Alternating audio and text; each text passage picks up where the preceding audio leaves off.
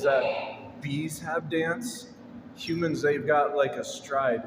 Everyone's different, but it's specific, and you can know if it's like looking at foot tracks. And then the environment. I was told that there was these icebergs that they used to go from north to south, and the winter south is different than the north of the globe from the equator, and so these are like actual hopscotch dance moves. So when someone says if it can happen, it will happen, that's all too real when it comes to an information. You're always expanding, and if you're not expanding, you're contracting. But when it comes in terms of time of trimming the fat, so you have a well-oiled machine, these are things that need a different scope. And here's this for a lens. Camels have like glass over their eyes, so when sand hits it, it doesn't hurt their retinas. I'm getting all the snow thrown at mine, and it's scratching my cornea. The nice windbreak. The nice delay. If you have a hide, like this is a skin of an animal that's been skinned, and then you put it inside of a forest, and you let it sit there for a year or two, that hide is going to be dirtier than if it were just a bald animal. So it's the hide on the animal, and then you skin it.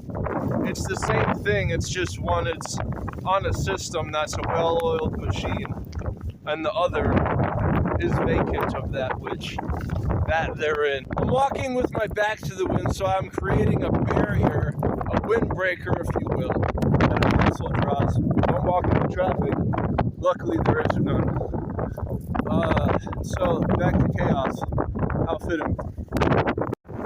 But how is that related to a person? Well, when all hell's breaking loose, your body's in a cycanic storm. Where also that, and keep in mind, all good things take time. And no, but in all reality, I just got honked at because I'm not on the sidewalk. I'm not on the sidewalk because, believe me, they're not shoveled out. The roads are barely. And so when this is a thing, it's like, you can go outside in a tornado. There's no law saying that you shouldn't. It's just you probably shouldn't. And when I'm saying this, it's not with like a grain of salt. Believe me, I'm actually in one. What I mean by this is, if you put salt on a snail, it dries up. If you put a light beam on an ant from a magnifying glass, it burns up.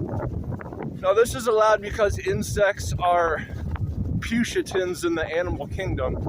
But who's to say that anyone is not one a cut, it burns. And so with these ice crystals hitting my cornea, it's burning.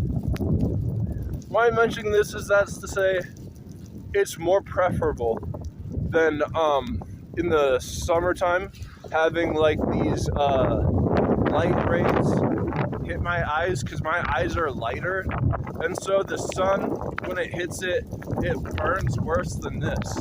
And so that's why I want to wear sunglasses, but if I'm wearing sunglasses, I look feeble because I don't like covering up my face. So I'd rather have pain with my eyes burning.